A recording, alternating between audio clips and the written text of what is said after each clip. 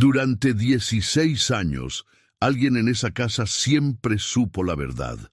No era yo, era ella, la mujer que me recibía con una sonrisa cada domingo, que me ofrecía café de olla con canela y me llamaba hijo. La mujer que, mientras me miraba directo a los ojos, estaba construyendo la mentira más perfecta que he conocido en mi vida. Esta historia fue compartida en comunidades en línea y refleja situaciones que muchas familias mexicanas han vivido en silencio. Si alguna vez te preguntaste cómo es posible que alguien vea sufrir a otra persona y no diga nada, sigue escuchando, porque la respuesta es más sencilla y más dolorosa de lo que imaginas. Mi nombre no importa tanto como lo que viví. Soy de Guadalajara, de una familia trabajadora del barrio de Analco. Me crié con la idea de que el matrimonio era para siempre, que una familia era lo más sagrado que un hombre podía construir. Y durante muchos años creí que lo había logrado. La conocí cuando los dos teníamos poco más de 20 años. Ella estudiaba administración en el CUSEA y yo ya trabajaba en una empresa de distribución de materiales de construcción. Nos cruzamos en una quinceañera de una prima suya, en una de esas noches de verano en Guadalajara donde el calor no baja ni de madrugada. Bailamos 2 canciones, intercambiamos teléfonos, y lo demás fue pasando solo, como pasa cuando uno está joven y cree que el amor es suficiente para todo. Nos casamos 3 años después, una boda sencilla, en el salón de eventos del barrio. No había mucho dinero, pero había mucha gente que nos quería, o eso pensaba yo. Su madre estuvo presente desde el primer día, desde antes de la boda en realidad. Era una mujer de carácter fuerte, de esas que no preguntan, sino que afirman, que no sugieren, sino que deciden. Siempre la traté con respeto. Le llevaba su mandado cuando podía, la acompañaba al doctor cuando mi suegro no podía ir, le arreglé la instalación eléctrica de su casa 2 veces sin cobrarle nada. La llamaba señora, aunque ella siempre insistía en que le dijera mamá Consuelo. Y yo lo hacía, con gusto, porque en ese entonces todavía creía que esa familia era también la mía. Los primeros 5 años de matrimonio fueron lo que uno esperaría. Trabajo duro, un departamento rentado en la colonia Chapalita, las cuentas justas pero alcanzando. Tuvimos 2 hijos, niño y niña, con 4 años de diferencia. Eran el centro de todo. El motor que te hace levantarte cuando estás cansado, el motivo por el que uno aguanta lo que no debería aguantar. ¿Cuándo empezaron los cambios? Eso es lo que más me ha costado identificar, porque no fue algo repentino. Fue una erosión lenta, como cuando el agua va desgastando la piedra sin que nadie lo note, hasta que ya es demasiado tarde. Alrededor del 6.º año de matrimonio, mi esposa empezó a salir más. No de manera escandalosa, sino con explicaciones razonables, reuniones de trabajo, compromisos con amigas de la universidad, cursos de capacitación que su empresa requería. Yo trabajaba muchas horas, confiaba en ella. ¿Por qué no iba a confiar? Era la madre de mis hijos. Era la mujer con quien había construido todo lo que tenía. Lo que no sabía entonces es que cada vez que yo llegaba tarde, cada vez que yo llamaba y no encontraba respuesta, había alguien más que sí lo sabía.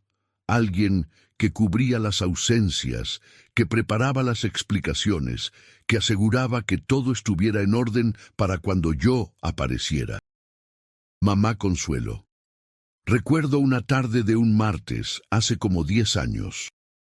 Llegué a casa antes de lo habitual porque nos habían dado una tarde libre en el trabajo. El departamento estaba vacío, los niños en la escuela, ella no estaba. La llamé al celular, no contestó. Le mandé mensaje, tampoco. Llamé a su trabajo, me dijeron que había salido a mediodía por un asunto personal. Llamé a su mamá casi sin pensarlo, porque era lo más natural del mundo. ¿Sabes dónde está? La estoy buscando y no contesta. Ay, hijo, sí, me llamó ahorita. Está conmigo, en el mercado. Se le fue la batería del teléfono. Ya mero regresa. Una hora después, llegó a casa con una bolsa del mercado y una sonrisa tranquila. ¿Dónde estabas? Te busqué. Con mi mamá en el mercado. No te dijo, y yo lo creí, completamente. Porque tenía prueba, porque su mamá me lo había dicho, porque ¿quién duda de su suegra cuando te está mirando directo a los ojos y te está llamando hijo? Eso fue solo el inicio. O más bien, fue la primera vez que lo noté, aunque en ese momento no lo identifiqué como lo que era. Con el tiempo, los patrones se fueron volviendo más frecuentes. Cada vez que había una ausencia inexplicable, mamá Consuelo aparecía con una coartada perfecta. Que estaban juntas en tal parte, que mi esposa la había ido a ayudar, que habían ido a ver a una tía enferma, que tenían una cita médica. Las historias siempre eran creíbles porque incluían detalles: el nombre del doctor, la dirección de la clínica, el nombre de la tía. Yo era un tonto de buena fe, que es el peor tipo de tonto porque tardas más en darte cuenta. Lo que más me duele, viendo hacia atrás, no es lo que hacía mi esposa. El dolor de la traición de una pareja es un dolor que, con el tiempo, uno aprende a entender, aunque nunca a justificar. Lo que me rompe por dentro hasta el día de hoy es lo que hacía su madre, una mujer mayor, una mujer que me había visto criar a sus nietos, una mujer a la que yo traté siempre como si fuera mi propia madre. Ella no solo sabía, ella participaba activamente, era cómplice, coordinadora, arquitecta de la mentira, y me miraba a los ojos. Antes de continuar con esta historia, quiero pedirte algo importante. Si estás viendo este video y todavía no estás suscrito al canal, considera hacerlo ahora. La mayoría de las personas que nos ven cada semana aún no están suscritas, y eso nos hace muy difícil seguir creciendo. Suscribirte a Casos de la Vida. Narrado es completamente gratis y nos ayuda enormemente a traer más historias como esta. Dale clic en el botón de suscribirse y activa la campanita para que no te pierdas ningún caso. Gracias de verdad, y sigamos con la historia. El año en que todo empezó a derrumbarse fue cuando mis hijos ya tenían 12 y 8 años. Para ese entonces vivíamos en una casa propia en Zapopan, una colonia tranquila, de casas pareadas con jardincito. Yo había ascendido en el trabajo, ganábamos mejor, las cosas materialmente estaban bien, pero algo en el ambiente de la casa había cambiado.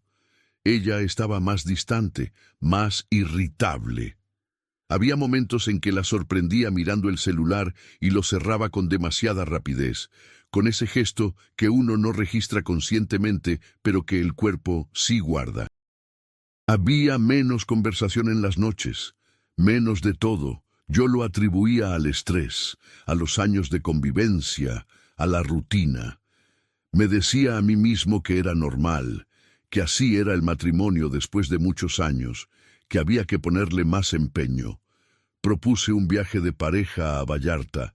Me dijo que estaba muy ocupada. Propuse salidas de fin de semana. Siempre había algo que se interponía.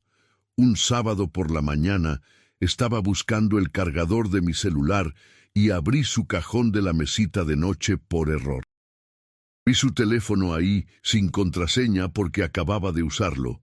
No quería leer, no tenía intención, pero el nombre en la pantalla estaba ahí, en la notificación, sin que yo lo buscara. No era un nombre que yo conociera, y el mensaje que alcancé a ver antes de que la pantalla se apagara era suficiente para entender todo lo que no había querido ver. No hice nada en ese momento. Cerré el cajón, salí de la habitación. Me serví un café en la cocina y me quedé parado frente a la ventana mirando el jardín, con las manos temblando alrededor de la taza. El corazón me latía como si hubiera corrido 10 kilómetros.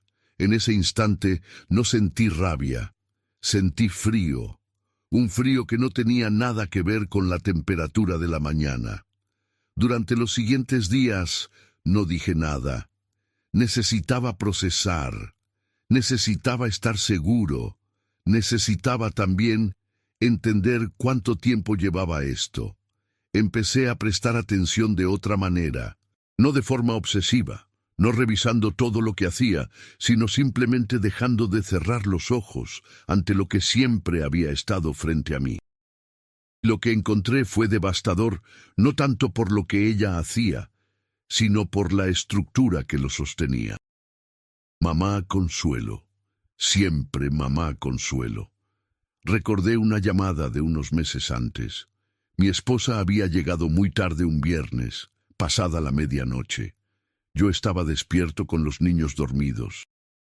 Me dijo que había tenido una junta de última hora y que después una compañera la había invitado a cenar. Le pregunté por qué no había avisado. Me dijo que le había mandado mensaje a su mamá para que me dijera, ¿y por qué no me mandaste a mí directamente? Se me olvidó el teléfono en la oficina, por eso le hablé a mi mamá desde el teléfono de mi compañera. Lo verifiqué esa noche, discretamente. Llamé a mamá Consuelo. Señora, le habló mi esposa más temprano. Sí, hijo, me habló para decirme que iba a llegar tarde por una junta. ¿Verdad que llegó ya? Sí, ya llegó. Gracias. Colgué y me quedé con la sensación de que todo estaba bien. Porque su mamá lo confirmaba. Porque su mamá era la garantía de que la historia era real. Lo que entendí semanas después, cuando ya tenía los ojos abiertos, era que esa llamada nunca había sido para avisarme a mí. Era para coordinar la coartada. Mi suegra no era un puente, era parte del sistema. Decidí hablar con alguien de confianza antes de confrontar a mi esposa. Tenía un primo, Armando, que siempre había sido como un hermano para mí. Le conté todo una tarde que nos tomamos unas cervezas en una taquería de la calzada Independencia. Me escuchó sin interrumpirme. Cuando terminé, se quedó un momento en silencio. ¿Cuánto tiempo crees que lleva esto?, me preguntó. No sé, meses, quizás más.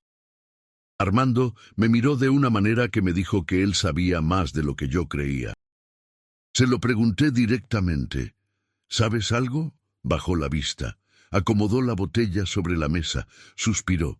Hace como 2 años, te lo juro que quise decirte y no supe cómo. Vi a tu esposa en el centro comercial Plaza del Sol. No estaba sola. Estaba con un hombre y la manera en que estaban no era algo inocente. Me paralicé. No sabía si era alguien del trabajo, si yo estaba interpretando mal. Después lo fui dejando pasar y me arrepiento. 2 años. Llevaba por lo menos 2 años. Me fui de la taquería con un nudo en el estómago que no me dejó dormir esa noche. Pensé en mis hijos. Pensé en los domingos en casa de mamá Consuelo, en el pozole que hacía los días de fiesta, en las veces que me había abrazado y dicho que era el mejor yerno que su hija podía haber tenido. ¿Cuántas de esas veces sabía ella exactamente lo que estaba pasando? La confrontación llegó un martes por la noche, después de que los niños se durmieron. No fue planeada de esa manera, pero hubo un momento en que ya no pude contener más lo que cargaba. Estábamos en la cocina, ella lavando los platos, yo sentado en la mesa, y algo en la normalidad de esa escena me resultó insoportable. Necesito que me digas la verdad, dije. Se giró lentamente. Me miró con esa expresión que ya reconocía, la de quien está calculando cuánto sabe el otro antes de responder. ¿De qué estás hablando? Ya sabes de qué. No me hagas repetirlo. Hubo un silencio largo.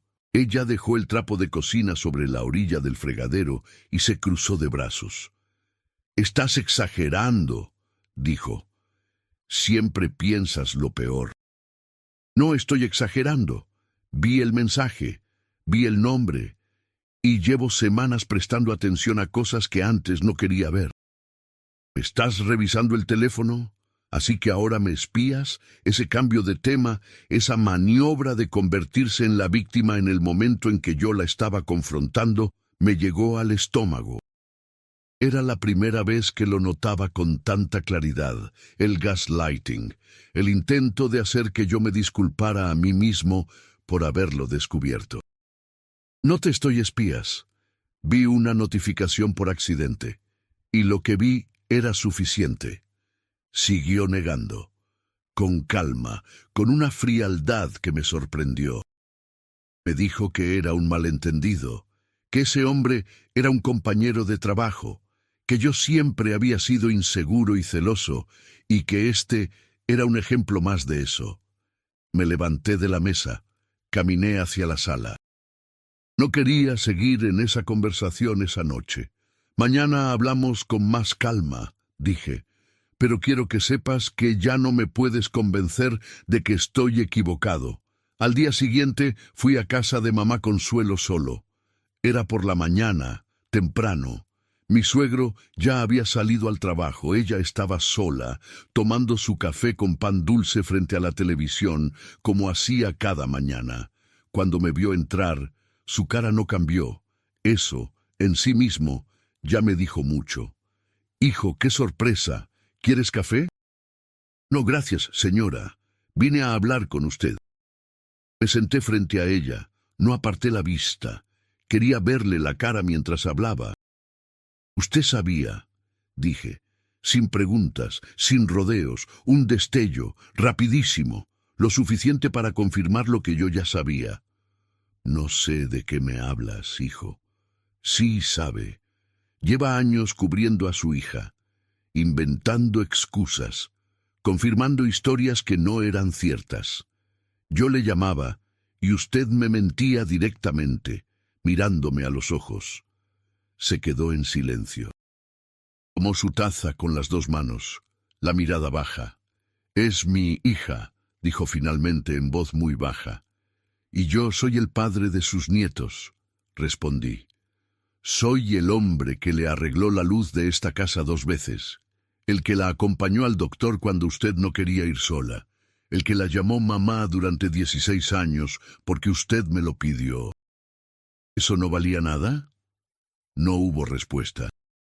«¿Cuánto tiempo lleva esto?», pregunté. Silencio largo. «¿Cuánto tiempo, señora?» «No lo sé bien», dijo sin levantar la vista. «Inténtelo otra vez». Otro silencio. Y entonces, con una voz que sonaba casi a alivio, como si llevar ese peso tantos años hubiera sido más de lo que podía con él, dijo: «Desde que ustedes llevaban como 4 años de casados. 4 años. 12 años de mentiras, 12 años de está conmigo en el mercado, de fue a ayudarme con esto, de se le olvidó el teléfono. 12 años de café de olla y sonrisas domingueras y llamarme hijo, mientras me miraba directo a los ojos, sabiendo exactamente lo que me estaba ocultando». Me levanté sin decir más. Salí de esa casa. Y al cerrar la puerta detrás de mí, supe que esa era la última vez que yo entraba ahí como parte de esa familia. Si conoces a alguien que está viviendo algo parecido, comparte esta historia con esa persona. A veces, saber que no estamos solos hace toda la diferencia en el mundo. Y cuéntanos en los comentarios, ¿qué habrías hecho tú en mi lugar? ¿Le habrías perdonado la mentira a la suegra sabiendo que lo hizo por su hija? Nos encanta leer lo que piensan. Las semanas que siguieron fueron las más difíciles de mi vida, y no lo digo como figura retórica. Lo digo porque tuve que aprender a dormir en la misma casa que alguien que ya no era mi esposa, mientras los niños seguían su rutina sin saber que el mundo que conocían se estaba resquebrajando bajo sus pies. Busqué un abogado, un amigo de la familia, alguien discreto que conocía bien los procesos en Jalisco. Me explicó mis derechos, los pasos a seguir para el divorcio, las implicaciones respecto a los niños, a la casa, a los bienes que habíamos acumulado juntos. Escucharlo fue al mismo tiempo liberador y aterrador, porque una cosa es saber que algo se acabó, y otra muy distinta es ver en papel lo que significa desmantelar 16 años de vida compartida. Mi esposa, cuando entendió que yo iba en serio, cambió de actitud, dejó las negaciones y pasó a las justificaciones. Me dijo que yo siempre había estado muy absorbido por el trabajo, que ella se había sentido sola, que yo no le prestaba atención, que las cosas entre nosotros llevaban años sin funcionar. Puede que algo de eso tuviera algo de verdad. En un matrimonio nunca todo el peso está de un solo lado. Pero hay una diferencia enorme entre tener problemas en una relación y pasar 12 años mintiéndole a alguien con la complicidad activa de tu propia madre. Eso no es una respuesta a un problema. Eso es una decisión. ¿Por qué no me lo dijiste?, le pregunté un día. Si estabas tan infeliz, ¿por qué no me lo dijiste y nos separamos con dignidad? Tenía miedo, respondió. ¿Miedo de qué? De perderte, de romper la familia, de que no entendieras. Esa respuesta me dejó más confundido que cualquier otra, porque en cierto modo la entendía y al mismo tiempo me resultaba completamente incomprensible. Tenía miedo de perderme, y por eso estuvo 12 años engañándome. Tenía miedo de romper la familia, y sin embargo la fue erosionando desde adentro durante más de una década. La lógica de la traición nunca es coherente, pero siempre tiene una razón de ser para quien la comete. Lo que no pudo explicarme, lo que nunca tuvo una respuesta que yo pudiera aceptar, era la parte de su madre.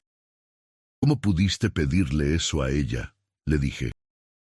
¿Cómo pudiste meterla en todo esto? Se encogió de hombros con una incomodidad que me dijo que esa era la parte que más le pesaba. Ella me lo ofreció. Yo nunca se lo pedí directamente. Un día se dio cuenta y me dijo que si necesitaba tiempo, que ella me cubría. Eso fue lo más revelador de todo. Su madre no había sido arrastrada a la mentira. Había entrado voluntariamente. Había visto a su hija en una situación complicada y había decidido que su lealtad estaba ahí, con ella, no con la verdad, no con sus nietos, no conmigo.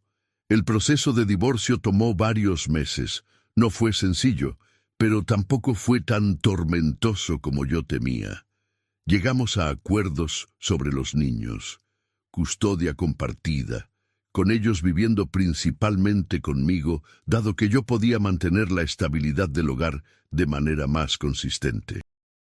Mi esposa se fue a vivir con su madre inicialmente, lo cual era una ironía que no necesitaba subrayar. Mis hijos lo tomaron, cada uno a su manera. El mayor, que ya tenía 12 años, entendió más de lo que yo hubiera querido que entendiera. No le dije la verdad completa, no era el momento ni era justo ponerlo en esa posición, pero los niños perciben más de lo que los adultos creemos. La pequeña lloró mucho los primeros meses, preguntando por qué su mamá no vivía con nosotros. Esas conversaciones fueron las más difíciles de todas. Hubo una tarde, unos 4 meses después de que todo salió a la luz, que recibí una llamada de mamá Consuelo. No contesté. Me dejó un mensaje de voz que escuché una sola vez y después borré. Me decía que lo sentía, que ella había hecho lo que cualquier madre hubiera hecho, que esperaba que con el tiempo yo pudiera entenderlo. No la llamé, no respondí. No porque me faltara que decirle, sino porque ya no tenía nada que escuchar de ella. Hay personas que te hacen daño por maldad, y hay personas que te hacen daño convencidas de que están haciendo el bien. Mamá Consuelo pertenecía a la segunda categoría, y en cierto modo, eso lo hace más difícil de perdonar, no más fácil, porque la maldad consciente al menos no se disfraza de amor. Lo que más me costó reconstruir no fue la confianza en los demás. Fue la confianza en mi propio juicio. Durante meses me pregunté cómo había podido no verlo, cómo había podido estar tan ciego. Llegué a sentir vergüenza, una vergüenza silenciosa que no le contaba a nadie, la vergüenza de haber sido el que no supo. Pero con el tiempo, y con la ayuda de algunas conversaciones con personas de confianza, fui entendiendo que no era ceguera lo que me había tenido engañado, era confianza. Yo confiaba en mi esposa porque había decidido construir una vida con ella. Confiaba en su madre porque ella había construido activamente esa confianza durante años. El error no fue confiar. El error fue de ellas, que usaron esa confianza como una herramienta para sostener una mentira. Eso es diferente. Y entender esa diferencia me liberó de cargar un peso que no era mío. Hoy, casi 3 años después de aquella mañana en que vi esa notificación en el cajón de la mesita de noche, mi vida se ve muy distinta. No mejor en todo, ni peor en todo, sino diferente. Honesta, sobre todo. Mis hijos están bien. El mayor ya está en preparatoria. Es un muchacho serio y aplicado que me llena de orgullo. La pequeña ya se adaptó, aunque hay días que todavía pregunta cosas que no tienen respuesta fácil. Hago lo que puedo, que es lo que siempre he hecho. Volví a salir con alguien hace unos meses, una mujer que conocí a través de unos amigos. No hay prisa, no hay urgencia de llenar un espacio. Hay simplemente la posibilidad de que la vida siga, que eso sea una opción. Y eso ya me parece suficiente por ahora. Mi ex suegro me llamó una vez. Él nunca supo nada, o al menos eso me dijo, y le creo porque era un hombre que siempre me trató con respeto genuino y que jamás habría tolerado ser parte de eso si lo hubiera sabido. Me llamó para disculparse, no en nombre de su esposa, sino por cuenta propia. Me dijo que se enteró después de todo y que le daba mucha vergüenza. Esa llamada me afectó más de lo que esperaba, porque me recordó que en esa historia también había personas inocentes que pagaron un precio. Mi exesposa rehizo su vida también. Sé poco de lo que hace porque no es necesario que lo sepa. Lo que sé es que aquella relación para la que destruyó su matrimonio no duró. Esas cosas pocas veces duran. Lo que se construye sobre mentiras tiene cimientos de arena, y tarde o temprano el edificio se cae. No lo digo con satisfacción, lo digo como un hecho. Si hay algo que me llevaré de todo esto, es que hay señales que uno aprende a leer demasiado tarde. No siempre son las señales del engaño en sí mismo. A veces son las señales de las personas a su alrededor. El que siempre tiene una explicación lista, el que cambia de tema con demasiada naturalidad, el que te mira a los ojos con una calidez que, en retrospectiva, tenía algo de artificial. La lealtad familiar es algo hermoso cuando se usa para proteger a los que amamos de verdad. Pero cuando se convierte en un mecanismo para sostener una mentira a costa de otro ser humano, deja de ser lealtad. Se convierte en complicidad. Mamá Consuelo me eligió a mí para la familia cuando le convenía, cuando necesitaba que le arreglara la luz, cuando necesitaba compañía en el médico, cuando necesitaba que alguien llamara hijo a alguien que no lo era, y cuando hubo que elegir entre ese hijo adoptivo y proteger los secretos de su hija, la elección fue fácil para ella. Lo entiendo. No lo justifico, pero lo entiendo. Lo que no perdonaré nunca, lo que me costará más trabajo dejar ir, es la mirada. Esa mirada directa, tranquila, que me sostenía mientras me mentía. No había culpa en esa mirada, no había incomodidad, había convicción. La convicción de alguien que cree que lo que está haciendo está bien porque lo está haciendo por su familia. Y eso, en su propia manera terrible, es lo más humano de toda esta historia, y también lo más triste. Así es la vida, dicen, y tienen razón. Así es la vida, impredecible, injusta a veces, dolorosa con frecuencia, pero también generosa con los que se levantan, con los que deciden no quedarse tirados en el piso después del golpe, con los que eligen la verdad aunque cueste más que la mentira cómoda. Yo elegí la verdad. Tarde, quizás. con los ojos más abiertos de los que hubiera querido tener a esa edad, pero la elegí, y lo que se siembra se cosecha. Eso también es así. Esta historia fue inspirada en experiencias compartidas en foros y comunidades en línea, y refleja situaciones que muchas familias mexicanas han atravesado en silencio. Si te identificaste con algo de lo que escuchaste hoy, no estás solo. Y si conoces a alguien que necesita escuchar esto, ya sabes qué hacer.